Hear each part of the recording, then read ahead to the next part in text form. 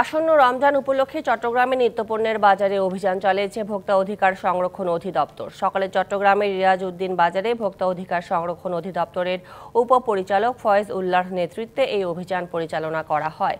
অভিযানে রমজানের নিত্যপণ্য শসা, কাঁচামরিচ সহ প্রয়োজনীয় জিনিসপত্রের মূল্য তদারকি করা হয়। প্রাথমিকভাবে বিভিন্ন আড়তদার ও খুচরা প্রতিষ্ঠানে অভিযান চালানো হয়।